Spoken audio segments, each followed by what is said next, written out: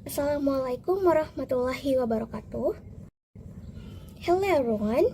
So firstly, I want to say thank you to Mr. Muhlis for letting us present about our discussion. Today, we would like to present about teaching communication skill for culinary students in restaurant service context. Of course, as ESP approach. In this presentation, we will explain how English can be taught based on a specific purpose or specific needs. In this presentation, we will explain how English can be taught based on specific purpose or specific needs, basically on a culinary students that need English for working in restaurant environment. I will focus on the context, ESP definition, and then language use and teaching approach. So, what is ESP? Actually, ESP stands for English for Specific Purposes. It is approach to teaching English that focus on learners' needs. This means we do not teach English as a subject or general subject or broad subject, but we teach English or the language that's need for particular fields of professional. For example, in my context, instead of learning general conversation, we teach culinary students learn how to take orders, maybe explain menu items, or handling problems in restaurant service. So, ESP is more practical and goal-oriented than basic English. The next is about branches or two main branches of English for specific purposes. So, ESP are primarily divided to learners needed or learners purpose, and there are two branches. The first is EAP or English for academic purposes. It's for education, and then examples, writing an essay, writing research papers, and etc.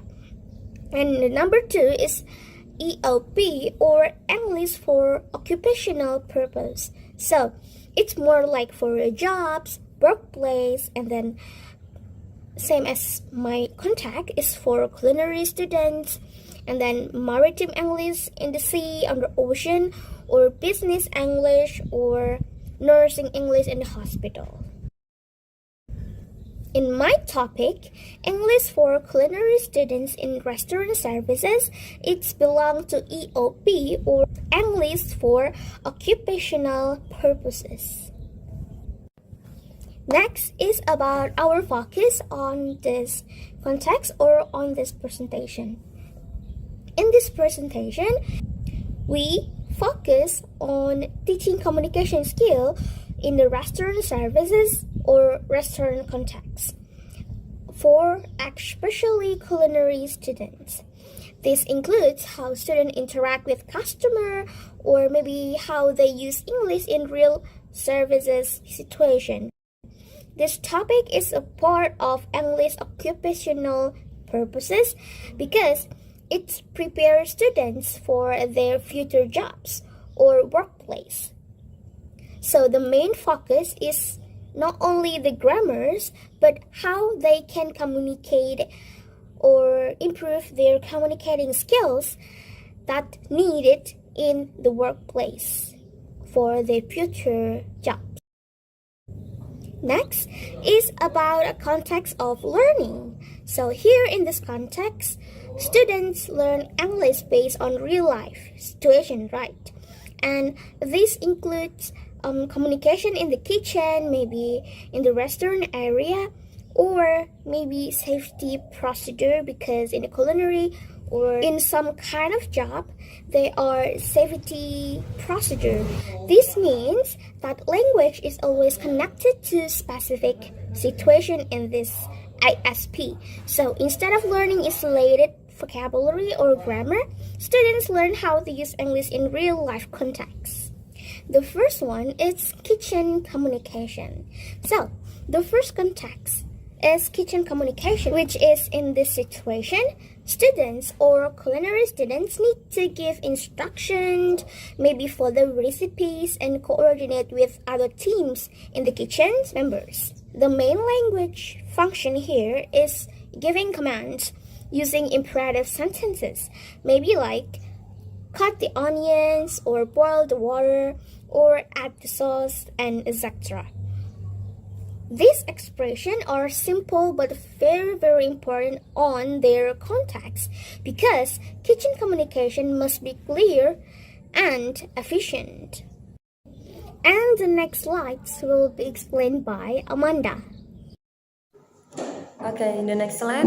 In this presentation, I will explain several important aspects of English for restaurant context. First, in restaurant service, there are common situations such as taking orders, explaining the menu, and serving food.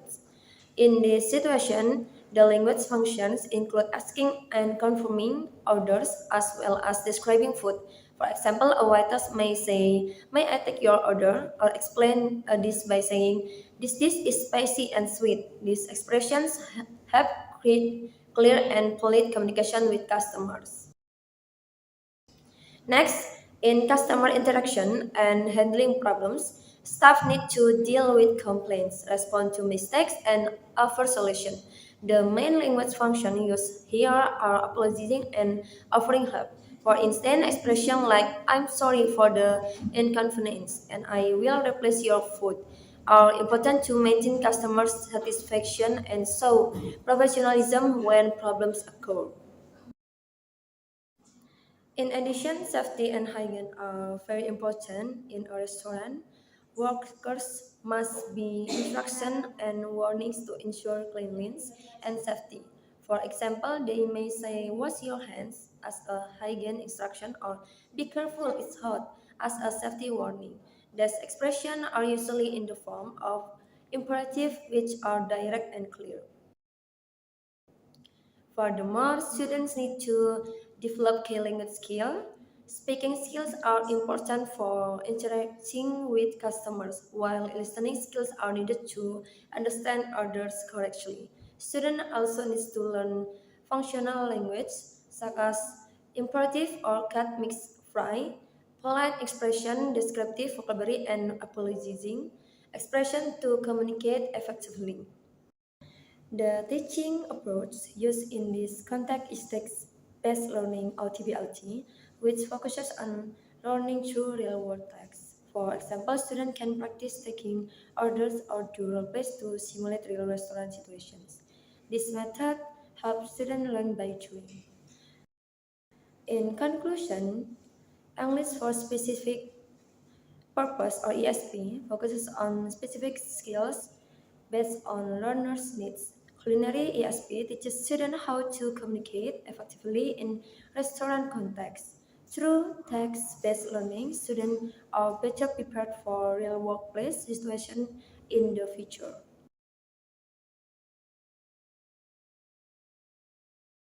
The next slide is lesson plan overview. ESP are primarily divided by the learner's purpose.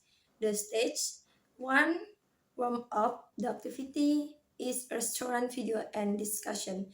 2 presentation, the activity is functional language and vocabulary. 3 guide practice, and the activity is pair work exercise. 3 communication tasks, and the activity is restaurant role play. 5 feedback, and the activity is teacher and peer feedback. And the last reflection, and the activity is learning reflection. Next is learning objective. By the end of the lesson, students will be able to 1. Use appropriate English expression to greet and service customer politely, and 2. Take and confirm customer orders accurately, and 3.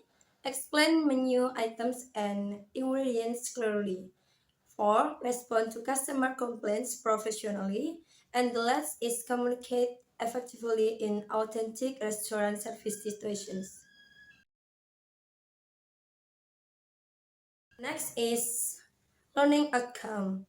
The students demonstrate communicative competence by completing restaurant service tasks using appropriate language and professional etiquettes. The next slide is teaching process. 1. Warm up for 5 minutes. Show a short restaurant service video. Ask student, for example, is there are three. The one, what happened? Two, how did the waiters communicate? And the last, was the customer satisfied? And the purpose is there too. The one activate prior knowledge and the last introduce the lesson context. Next, it's teaching process. Number two, it's about presentation that will be held around 15 minutes. The teacher activities. Teacher introduce the language function commonly used in restaurant area or restaurant service through explanation, examples, and short demonstration to students, like greeting customer, like good morning, welcome to our restaurant, and then offering assistance, taking orders, or confirming orders. Next, it's maybe explaining menu items, like describing ingredients. Maybe some of customer have allergic to it, so it's important things. So next, it's responding to complaints, maybe using polite and professional expression to customer in restaurant area, and offering solution to the customer, apologize appropriately to them. Next, it's about student activities. Students listen to teachers' explanation and identify. Then they have to observe the language functions, like the greeting, offering help, maybe taking complaints, and then they have to observe the vocabularies in it, like the menu, appetizer, main course, dessert, or taking a bill, receipt, or ingredients, recommendation, beverage, either spicy, savory, something like that. And then they have to remember the useful expression like, may I take your order? Or I'm sorry for the inconvenience, or thank you for your patience, something like that. And then they have to focus on the pronunciation itself. Does it have stress and then intonation, difficult words, and maybe have a clear pronunciation of restaurant vocabulary is so important. Number three, it's still in teaching process. There's a guided practice for 15 minutes and it have to work in pairs. So students work in pairs and have activities. So activities include matching expression with situation or maybe completing restaurant dialogues or maybe practicing pronunciation with their peers and maybe asking and answering questions, or maybe the teacher monitors and provides support for them after the activities. Number four, in teaching process, it's having communicative tasks for maybe around 20 minutes. Purpose is for students are encouraged to communicate naturally instead of memorizing dialogues. The roles is maybe waiters and the customers. Possible situation, taking food orders, maybe explaining today's special menu, and then giving recommendation, handling complaints, and etc. Number five, in teaching process. So it called reflection. In this part, students reflect on today's learnings by discussing the following questions, like which expression did you find most useful? Or maybe what difficulties did you experience during the activity? And then what difficulties did you experience, like maybe the vocabulary or the pronunciation or the fluency or maybe understanding the customers? And then how can you improve your communicating skill? That maybe practice speaking more, or maybe use polite expression more, or maybe improve pronunciation and your vocabularies in it. The last is students. Each student should know what new vocabulary or new expression or new materials that they learn the day or that day. In this part, the teachers provide feedbacks on students' performance, like clarifies common mistakes or maybe highlights the key language function they learned that day, like the greeting customer, offering assistance, something like that. And then the teachers help them just summarize the lesson and encourage students to apply the expression in real life situation.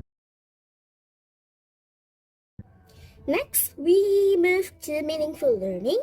In the teaching process, the learning focuses on communication rather than memorizing, right?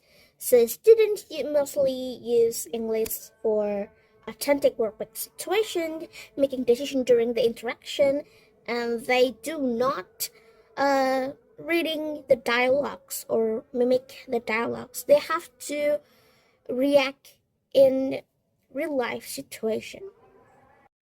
So in that case, they should learn meaningfully by identifying real life communication problems or maybe selecting appropriate language for the situation and then comparing their responses with effective models and then recognizing gaps in their language use, because in this class, in this pairing, maybe some of students have a good pronunciation and the other pairing is not having good pronunciation, so they can learn from it and then revising and improving through the feedback from the teachers or maybe feedback from their friends or the peers.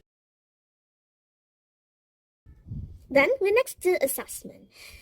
ESP are primarily divided by the learner's purpose, right? So there are criteria and indicators. The criteria itself, it have language accuracy, fluency, interaction, professionalism, and problem solving.